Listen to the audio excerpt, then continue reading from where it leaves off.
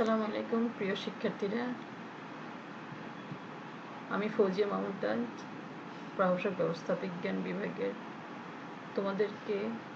তোমাদের কর্পোরেট আইন প্রয়োগে কোম্পানি গঠন সম্পর্কে আলোচনা করা হবে।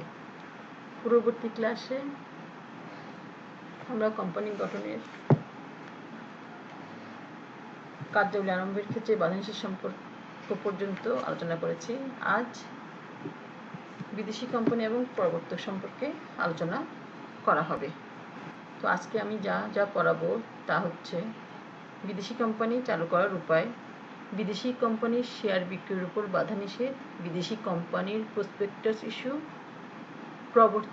প্রবর্তকের কার্যাবলী, প্রবর্তকের কর্তব্য, দায়, অধিকার এবং তাদের পারিশ্রমিক সম্পর্কে আলোচনা করা হবে। প্রথমে দেখি বিদেশি কোম্পানি বাংলাদেশে চালু করার উপায়। তাহলে বিদেশি কোম্পানি কি? বাংলাদেশের বাইরে নিবন্ধিত কোনো কোম্পানি বাংলাদেশের অভ্যন্তরে ব্যবসা স্থাপন করলে বা চালু রাখলে ওই কোম্পানিকে আমরা বিদেশি কোম্পানি বলি। কোনো বিদেশি কোম্পানি দেশের অভ্যন্তরে কীভাবে চালু করা যেতে পারে? 1994 সালে কোম্পানি আইনের 179 ধারায় এর বিধান রয়েছে। তাহলে বিদেশে নিবন্ধিত কোনো কোম্পানি দেশের অভ্যন্তরে কেন্দ্র স্থাপন করার 30 দিনের মধ্যে কোম্পানি নিবন্ধকের নিকট দেশের অভ্যন্তরে কোম্পানিকে পুনরায় নিবন্ধনের জন্য নিম্নলিখিত দলিলপত্রাদি দাখিল করবে। প্রথমেই কোম্পানি গঠনকারী বা তার গঠন নির্দিষ্টকারী সনদ, কোম্পানির নিবন্ধনকৃত বা প্রধান অফিসের পূর্ণ ঠিকানা, কোম্পানির পরিচালকবৃন্দ এবং সচিব যদি থাকে তার একটি তালিকা, কোম্পানির উপর যে কোনো নোটিশ জারির প্রয়োজন হলে তা গ্রহণের জন্য কোম্পানির পক্ষ হতে ক্ষমতাপ্রাপ্ত বাংলাদেশে বসবাসকারী কোনো এক বা একাধিক ব্যক্তির নাম ও ঠিকানা এবং বাংলাদেশে উক্ত কোম্পানির কার্যালয় বলে পরিগণিত অফিসের পূর্ণ ঠিকানা।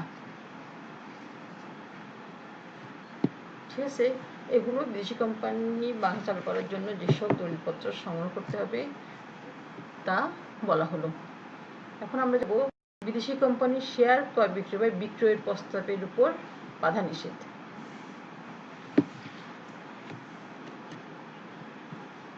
বিদেশি কোম্পানির শেয়ার বিক্রয় বা বিক্রয়ের প্রস্তাবের ক্ষেত্রে 1994 সালের কোম্পানি আইনের কতিপয় বিধিনিষেধ রয়েছে। কোম্পানির শেয়ার বিক্রয় বা বিক্রয়ের প্রস্তাবের ক্ষেত্রে 1994 সালের কোম্পানি আইনে 388 ধারায় কতিপয় বিধিনিষেধের উল্লেখ রয়েছে। আর তা হলো, ইতিপূর্বে গঠিত কোনো বিদেশি কোম্পানি বাংলাদেশে ব্যবসা স্থল বা কর্মস্থল প্রতিষ্ঠা করে থাকুক বা না থাকুক, উক্ত কোম্পানি বাংলাদেশের বাইরে নিগমনিত হয়ে থাকলে তার শেয়ার বা ডিবেঞ্চার চালাদানের জন্য জনসাধারণের নিকট প্রস্তাব করে বাংলাদেশে কোনো প্রসপেক্টাস ইস্যু, প্রচার বা বিতরণ করতে পারবে না, যদি না প্রসপেক্টাসের প্রথম ভাগে এই মর্মে বর্ণনা থাকে উপদফাতে বর্ণিত অনুলিপি যথারীতি দাখিল করা হয়েছে, প্রসপেক্টাসে তার তারিখ দেয়া থাকে এবং প্রসপেক্টাসটি সম্পূর্ণ ওই খণ্ডের বিধানাবলী পালিত হয়েছে, অথবা অনুরূপ কোনো কোম্পানির অথবা প্রস্তাবিত কোম্পানির শেয়ার বা ডিবেঞ্চারের চালাদানের জন্য বাংলাদেশের কোনো ব্যক্তিকে আবেদনপত্রে ফর্ম ইস্যু করুন, যদি না ফর্মটির সঙ্গে ওই খণ্ডের বিধান অনুযায়ী প্রণীত একটি প্রসপেক্টাস থাকে, এবং কোম্পানির বিদ্যমান সদস্য বা ডিবেঞ্চার হোল্ডারগণের নিকট তার শেয়ার বা ডিবেঞ্চার ইস্যুর জন্য কোম্পানির প্রসপেক্টাস বা আবেদনপত্রের ক্ষেত্রে এই ধারার বিধান প্রযোজ্য হবে না। যে ক্ষেত্রে বাংলাদেশের বাইরে নিগমিত কোনো কোম্পানি এমন দলিলের মাধ্যমে তার শেয়ার বা ডিবেঞ্চার বিক্রয়ের জন্য জনসাধারণের নিকট প্রস্তাব করে যে উক্ত কোম্পানি যদি এই আইনে সংগৃহীত অর্থে একটি কোম্পানি হতো, তবে 142 ধারার বিধান অনুসারে উক্ত দলিল প্রসপেক্টাস বলে গণ্য হতো, এবং যদি কোনো ব্যক্তি মুখ্য ব্যক্তি হিসেবে বা কারো প্রতিনিধি হিসেবে যেভাবেই হোক তার সাধারণ ব্যবসা বা তার অংশ হিসেবে বা ডিবেঞ্চার ক্রয় বিক্রয় করেন এবং তার নিকট যদি কোনো শেয়ার বা ডিবেঞ্চারে চাঁদা দান বা বিক্রয়ের জন্য প্রস্তাব দেওয়া হয়, তাহলে সেই প্রস্তাব এই ধারণা অনুযায়ী জনসাধারণের নিকট প্রস্তাব বলে গণ্য হবে না। যদি কোনো ব্যক্তি জ্ঞাতসারে এমন কোনো প্রসপেক্টের ইস্যু, প্রচার বা বিতরণ করেন বা কোনো শেয়ার বা ডিবেঞ্চার বা এর জন্য আবেদনের ছক ইস্যু করার জন্য দায়ী হন যে উক্ত ইস্যুকরণ, প্রচার বা বিতরণের দ্বারা এই ধারার বিধান লঙ্ঘিত হয়, তাহলে তিনি অনধিক 10,000 টাকা অর্থদণ্ডে দণ্ডনীয় হবেন। এবং প্রসপেক্টাস, শেয়ার এবং ডিবেঞ্চার শব্দগুলি এই আইন অনুযায়ী নিগমিত কোনো কোম্পানির ক্ষেত্রে যখন যে অর্থে ব্যবহৃত হয় সেগুলি এই ধারায় এবং 389 ধারাতেও একই অর্থে বহন করবে। সুতরাং এগুলোই ছিল কোম্পানির, বিদেশি কোম্পানির শেয়ার ক্রয় বিক্রির প্রস্তাবের উপর বাধা নিষেধ। তারপরে বিদেশি কোম্পানির প্রসপেক্টাস ইস্যুর ক্ষেত্রে পালনীয় বিষয়সমূহ। প্রস্তুতির উল্লেখ্য বিষয়সমূহ কী কী থাকতে পারে? প্রথমেই কোম্পানির উদ্দেশ্যাবলী, তারপর কোম্পানির গঠনকারী দলিলগুলো সংযুক্ত করতে হবে, যে বিধানাবলীর অধীনে কোম্পানি নিগমিত হয়েছে সেই আইন বা বিধানাবলী, বাংলাদেশে তার ঠিকানা, যে তারিখ ও যে দেশে কোম্পানি নিগমিত হয়েছে সেই তারিখ ও দেশের নাম, এবং বাংলাদেশের তার প্রধান কার্যালয়ের ঠিকানা উল্লেখ থাকতে হবে। যদি কোনো কোম্পানির শেয়ার বা ডিবেঞ্চারের আবেদনকারীর উপর এমন শর্ত আরোপ করা হয় যে উক্ত শর্ত গ্রহণ করার ফলে এই ধারার কোনো বিধান পালনের ব্যাপারে ছাড় দেওয়া হবে অথবা প্রসপেক্টাসে নির্দিষ্টভাবে উল্লিখিত নেই এমন কোনো চুক্তি, দলিল বা অন্য বিষয়ের নোটিশ থাকে, তাকে দেয়া হয়েছে বলে বিবেচনা করা যাবে, তবে উক্ত শর্ত ফলবিহীন হবে, অর্থাৎ এটা দরকার হবে না। বিধান পালন না করার দণ্ড। এই ধারার কোনো বিধান পালন না করার জন্য বা তা লঙ্ঘন করার জন্য প্রসপেক্টাসের দায়িত্বে নিয়োজিত কোনো পরিচালক অথবা অন্য কোনো ব্যক্তি দায়ী হবেন না, যদি অপ্রকাশিত বিষয়ের ক্ষেত্রে তিনি প্রমাণ করেন যে তৎসম্পর্কে তিনি অবহিত ছিলেন না, অথবা তিনি প্রমাণ করেন যে কোনো ঘটনা সম্পর্কে তার সদ্বিশ্বাসজনিত ভুলের কারণে উক্ত অমান্যকর বা লঙ্ঘন সংঘটিত হয়েছে, অথবা উক্ত অমান্যকরণ বা লঙ্ঘন এমন কিছু বিষয়ের ক্ষেত্রে সংঘটিত হয়েছে যে সেই সম্পর্কে বিচারকারী আদালত এরূপ অভিমত পোষণ করে যে তা একটি তুচ্ছ বিষয়, অথবা সার্বিক অবস্থা বিবেচনা করে যুক্তিসঙ্গতভাবে উক্ত পরিচালককে বা অন্য ব্যক্তিকে অব্যাহতি দেয়া যায়। অন্য আইনে কিভাবে প্রয়োগ করতে পারে? এই ধারার অধীন দায় দায়িত্ব ছাড়াও এই আইনের অধীনে অন্যান্য বিধান বা অন্য কোনো আইনের অধীনে কোনো ব্যক্তির দায় দায়িত্ব থাকলে তাকে এই ধারার কোনো কিছুই সীমিত বা হ্রাস করবে না।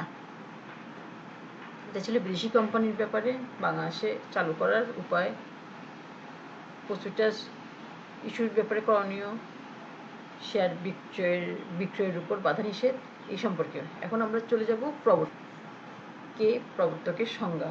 প্রথমে দেখো প্রবর্তকের সংজ্ঞা কি। কোম্পানি আইনের প্রবর্তক বলতে সাধারণভাবে সেই ব্যক্তি বা ব্যক্তিবর্গকে বোঝায় যারা কোম্পানি প্রবর্তন করেন। আর প্রবর্তন বলতে আমরা কি বুঝি?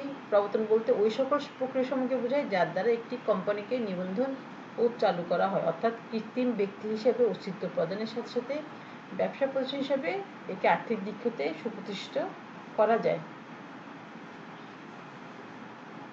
সুতরাং প্রবর্তক এমন এক ব্যক্তি যিনি কোম্পানি গঠনের দায়িত্ব গ্রহণ করেন এবং একে চালু প্রতিষ্ঠান হিসেবে প্রতিষ্ঠা করেন। আমরা যদি পামারের প্রবর্তকের সংজ্ঞা দেখতে যাই তাহলে পুরো কার্যাবলীটাই আমাদের চলে আসবে। যে ব্যক্তি কোম্পানির সুযোগ সুবিধা, মুনাফা অর্জনের সম্ভাবনা ইত্যাদি বিষয় চিন্তা করে একটি সুনির্দিষ্ট পরিকল্পনা প্রস্তুত করেন, প্রস্তাবিত কোম্পানির সংঘস্মারক, সংঘবিধি এবং অন্যান্য দলিলপত্রাদি প্রণয়নপূর্বক নিবন্ধনের জন্য নিবন্ধকের নিকট আবেদনপত্র দাখিল করেন, প্রাথমিক ব্যয় বহন করেন, নিবন্ধনপূর্ব চুক্তির সময় শর্তাবলী নির্ধারণ করেন, প্রথম পরিচালক নির্বাচন করেন, প্রয়োজনীয় বিবরণপত্র প্রণয়ন ও প্রচার করেন এবং মূলধন সংগ্রহ ইত্যাদি কার্য করে থাকেন, তাকে প্রবর্তক বলছি।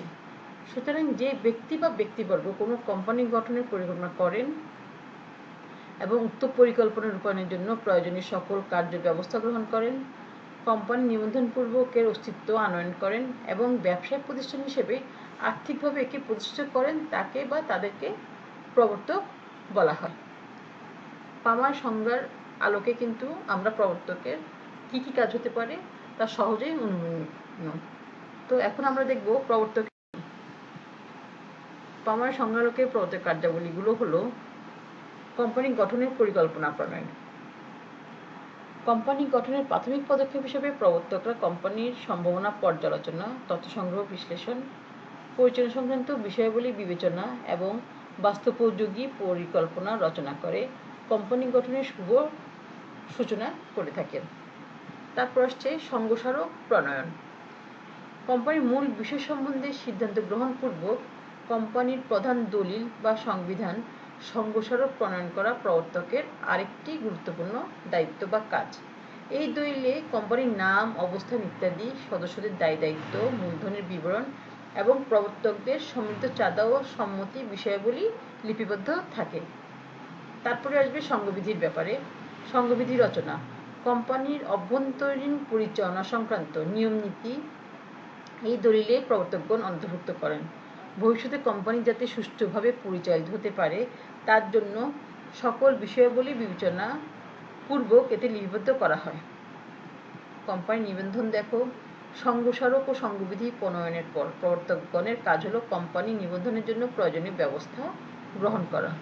এই জন্য নিবন্ধকের অফিস হতে আবেদনপত্রের ফর্ম সংগ্রহ, ফর্ম পূরণ, দলিলপত্রাদি সন্নিবেশিতকরণ ও প্রয়োজনীয় স্ট্যাম্প ফি সহ আবেদনপত্রের ফর্ম নিবন্ধকের নিকট জমা দান ও নিবন্ধনপত্র সংগ্রহ ইত্যাদি কার্য করতে হয়।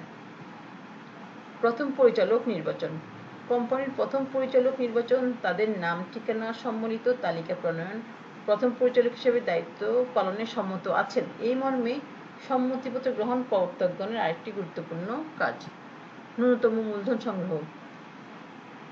কোম্পানি গঠনের প্রাথমিক ব্যয় নির্বাহের পাশাপাশি কোম্পানি গঠনের প্রাথমিক স্তরে যে অর্থের প্রয়োজন হয় তা সংগ্রহের জন্য পরিচালকদের নিকট হতে যোগ্যতাসূচক শেয়ারের অর্থ সংগ্রহ এবং প্রয়োজনীয় ন্যূনতম মূলধন প্রবর্তকগণকেই সংগ্রহ করতে হয়। বিবরণপত্র তৈরি।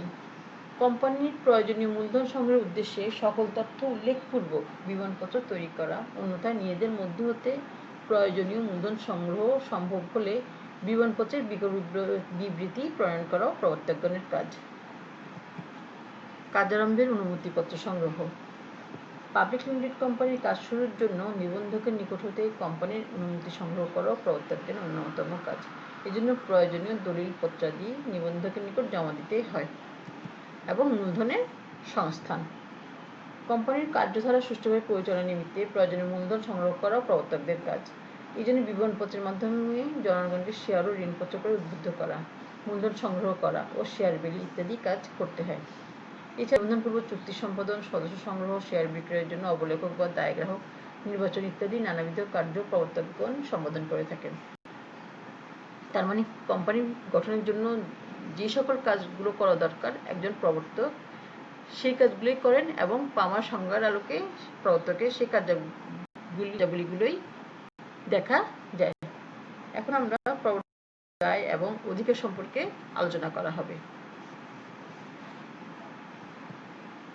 প্রথমে যদি আমি প্রবর্তকদের কর্তব্য দায় সম্পর্কে আলোচনা করি তাহলে বলা যায় প্রবর্তকগণ কোম্পানি গঠনের উদ্যোগ ও কার্যকরী ব্যবস্থা গ্রহণ করে বিধায় কোম্পানির ভবিষ্যৎ সম্ভাবনা অর্জনের ক্ষেত্রে প্রবর্তকদের এই সকল কাজ কোম্পানি ও শেয়ার হোল্ডারদের স্বার্থের পক্ষে যথেষ্ট গুরুত্ব লাভ করে। সেহেতু প্রবর্তকদের অনেকগুলো দায় ও কর্তব্যের সৃষ্টি হয়। প্রথমে আসছে সদ্বিশ্বাসের সম্পর্কের ফলে সৃষ্ট দায় ও কর্তব্য। প্রবর্তকদের সাথে কোম্পানির সদ্বিশ্বাস বা পরবিশ্বাসের সম্পর্ক সৃষ্টি হয়, ফলে সদ্বিশ্বাসের সম্পর্কতে সৃষ্ট দায় ও কর্তব্য তাদের উপর বর্তে। যেমন কোম্পানি গঠন সম্বন্ধে সকল তথ্য সম্পূর্ণভাবে প্রকাশ করা প্রবর্তকদের কর্তব্য। তথ্যের প্রকাশ বাস্তব বা ব্যক্ত হতে হবে, আনুমানিক হলে চলবে না। এবং তথ্যের প্রকাশ কোম্পানির পক্ষে কার্যরত এমন কোনো ব্যক্তিবর্গের নিকট করতে হবে যারা নিজেদের বিচার বুদ্ধি নিরপেক্ষ এবং স্বাধীনভাবে প্রয়োগ করতে পারেন। তারপর দেখো গোপন লাভ দান করা। কোম্পানির ক্ষেত্রে কোনো গোপন লাভ করা প্রবর্তকদের উচিত নয়। কোম্পানির গঠন ও কার্যারম্ভের মধ্যে দিয়ে যদি তিনি যে ব্যক্তিগত মুনাফা অর্জন করেন তা কোম্পানিকে জানাতে হবে। গোপন কোনো মুনাফা অর্জন করলে কোম্পানি প্রবর্তকদের নিকট হতে তা উদ্ধার করতে পারবে। লাভ করলে পরিচালক পর্ষদকে জানানো। প্রবর্তকের পক্ষে লাভ করা নিষিদ্ধ নয়, তবে কীভাবে ও কী পরিমাণে তা অর্জিত হয়েছে তা কোম্পানির পরিচালক পর্ষদকে অবশ্যই জানাতে হবে। সম্পত্তি ক্রয় করার পর গঠিত কোম্পানির নিকট তার লাভজনক শর্তে বিক্রি করা অবৈধ নয়। নিবন্ধন পূর্ব চুক্তি হতে দেয়। কোম্পানির অস্তিত্ব লাভের পূর্বে অর্থাৎ নিবন্ধনের পূর্বে প্রস্তুত কোম্পানির পক্ষে যেহেতু প্রবর্তকগণ চুক্তিতে আবদ্ধ হয়, সেহেতু নিবন্ধন পূর্ব চুক্তির দায়-দায়িত্ব তাদের উপর বর্তে। যেহেতু এমতাবস্থায় কোম্পানির অস্তিত্ব থাকে না, সেহেতু কোম্পানির পক্ষে কোনো প্রতিনিধিত্ব সে অবস্থায় বৈধ হয় না। তাই এরূপ চুক্তির জন্য তৃতীয় পক্ষ প্রবর্তকদের বিরুদ্ধে মামলা দায়ের করতে পারবে এবং কোম্পানি কখনোই পরবর্তীতে এমন চুক্তি সমর্থন করতে পারবে না। তারপর দেখো, প্রাথমিক খরচ হতে সৃষ্ট দায়। কোম্পানি গঠনে যে প্রাথমিক খরচ হয়, কোম্পানি কর্তৃক তাতে স্বীকৃতি প্রদান পূর্ব পর্যন্ত প্রবর্তকগণ এর জন্য দায়বদ্ধ থাকেন। অবশ্য এরূপ স্বীকৃতি প্রদান করলেও নিবন্ধনপূর্ব প্রাথমিক খরচের জন্য তৃতীয় পক্ষ প্রবর্তকদের বিরুদ্ধে ব্যক্তিগতভাবে মোকদ্দমা দায়ের করতে পারেন। বিবরণপত্রের মিথ্যা বিবৃতির দায়। বিবরণপত্র বা বিবরণপত্রের বিকল্প বিবৃতিতে মিথ্যা বিবৃতি প্রদত্ত হলে তার জন্য প্রবর্তকগণ দায়বদ্ধ হবেন, অবশ্যই হবেন। 1994 সালের কোম্পানি আইনের 145 ধারা অনুযায়ী বিবরণপত্রে মিথ্যা বর্ণনার জন্য প্রবর্তকদের দেওয়ানি দায় জন্মে এবং এই জন্য ক্ষতিপূরণ দিতে বাধ্য করা হয়। কোম্পানি আইনের 397 ধারা অনুযায়ী প্রবর্তকদের ফৌজদারি দায়ও দায়বদ্ধ করা যায় এবং এই জন্য 5 বছরের কারাদণ্ড বা জরিমানা উভয় দণ্ডে দণ্ডিত করা যায়। এছাড়া ব্যক্তিগত অন্যায় খেসারত আইন অনুযায়ী প্রতারণা দায়ও তাদের দায়ী করা যেতে পারে। মৃত্যু অথবা দেউলিয়াত্বের ক্ষেত্রে দায়। কোনো প্রবর্তক মারা গেলে বা দেউলিয়া হলে প্রবর্তক হিসাবে তার দায়ের পরিসমাপ্তি ঘটে না। মৃত্যুর ক্ষেত্রে মৃত ব্যক্তির উত্তরাধিকারী বা আইনগত প্রতিনিধি দায়বদ্ধ হন। দেউলিয়ার ক্ষেত্রে দায় সত্ত্ব নিয়োগের উপর বর্তে। এগুলো আমার প্রবর্তকদের দায় ও কর্তব্য সম্পর্কে। এখন দেখি প্রবর্তকদের অধিকার কি কি থাকে। কোম্পানি গঠনের ক্ষেত্রে প্রবর্তক যেভাবে কিছু দায় সৃষ্টি হয়, তার পাশাপাশি প্রবর্তকদের কিছু অধিকারও জন্মে এবং অধিকারগুলো হলো পারিশ্রমিক লাভের অধিকার। কোম্পানি গঠন ও তৎসংক্রান্ত কার্যাবলী সম্পাদনের জন্য পারিশ্রমিক পাওয়ার অধিকার প্রত্যেক প্রবর্তকদেরই রয়েছে। অবশ্য পারিশ্রমিক বিভিন্নভাবে অর্থাৎ নগদে, শেয়ারে, কমিশন হিসাবে অন্য কোনোভাবেও দেওয়া যেতে পারে। বৈধ খরচ দাবি করার অধিকার। কোম্পানি গঠনের প্রাথমিক খরচ হিসাবে প্রবর্তকগণ যে অর্থ ব্যয় করেন তা উপযুক্ত প্রমাণাদি প্রদর্শন সাপেক্ষে দাবি করার অধিকার প্রবর্তকদের রয়েছে। এবং ক্ষতিপূরণের অংশ দাবি করার অধিকার। বিবরণপত্রে মিথ্যা বর্ণনার কারণে যদি কোনো একক প্রবর্তক ক্ষতিপূরণ দিতে বাধ্য হয়, তবে তিনি অন্যান্য প্রবর্তকদের নিকট হতে আনুপাতিক হারে সাহায্য দাবি করতে পারেন। প্রবর্তকদের পারিশ্রমিক সম্পর্কে আলোচনা করা হবে। কোম্পানি গঠন কার্যে অংশগ্রহণের জন্য প্রবর্তকগণ পারিশ্রমিক পাওয়ার অধিকারী। বিভিন্নভাবে এই পারিশ্রমিক তাদেরকে দেওয়া যেতে পারে। নির্দিষ্ট অঙ্কের অর্থ প্রদান করে প্রবর্তকদের কোম্পানি গঠন কার্যে অংশগ্রহণের জন্য নির্দিষ্ট পরিমাণ অর্থ প্রদান করা যেতে পারে। সংঘবিধিতে এইরূপ অর্থ প্রদানের বিষয়ে উল্লেখপূর্বক তা আইনানুগ করা যেতে পারে। তবে এইরূপ পারিশ্রমিকের জন্য প্রবর্তকগণ কোম্পানির বিরুদ্ধে মোকদ্দমা করতে পারেন না। কমিশন প্রদান। প্রবর্তকগণ এই মর্মে সম্মতিবদ্ধ হতে পারেন যে কোম্পানি গঠনের বিনিময়ে তারা কোম্পানির কৃত সম্পত্তির মূল্যের উপর অথবা বিক্রিত শেয়ারের উপর একটি নির্দিষ্ট হারে কমিশন পাবে। সেক্ষেত্রে এই কমিশনই পারিশ্রমিক হিসেবে বিবেচিত হতে পারে। কৃত সম্পত্তি কোম্পানির নিকট মুনাফাতে ক্রয়। প্রবর্তকগণ নিজেদের কৃত সম্পত্তি কোম্পানির নিকট মুনাফাতে বিক্রয়ের মাধ্যমে পারিশ্রমিক সুবিধা অর্জন করতে পারেন। এরূপ পারিশ্রমিক মুনাফা অর্জন অন্যায় বা গোপন মুনাফা অর্জন হিসেবে বিবেচিত না হলে বৈধ হবে। এবং বিনামূল্যে শেয়ার বন্টন। প্রবর্তকদের কাজের প্রতিদান হিসেবে প্রবর্তকদের শেয়ার তাদেরকে বিনামূল্যে প্রদান করা যেতে পারে। এই বিষয়টি একটি ধারা সংবিধিতে উল্লেখের মাধ্যমে এইরূপ বন্টন আইনানুগ করা যায়। তো পূর্ববর্তী ক্লাস এবং আজকের ক্লাস অনুযায়ী কোম্পানি গঠন সম্পর্কে আমরা মোটামুটি আলোচনা করা হয়েছে। পরবর্তী ক্লাসে আমরা সংঘ স্মারক এবং সংঘবিধি সম্পর্কে আলোচনা করব। মনোযোগ সহকারে পড়াশোনা করবে, পড়াশোনার বিকল্প নাই। যে কোনো সময় পরীক্ষা হতে পারবে। তোমরা ভালো থাকবে, সুস্থ থাকবে, নিজের শরীর যত্ন নিবে। আর আজকে এই পর্যন্তই।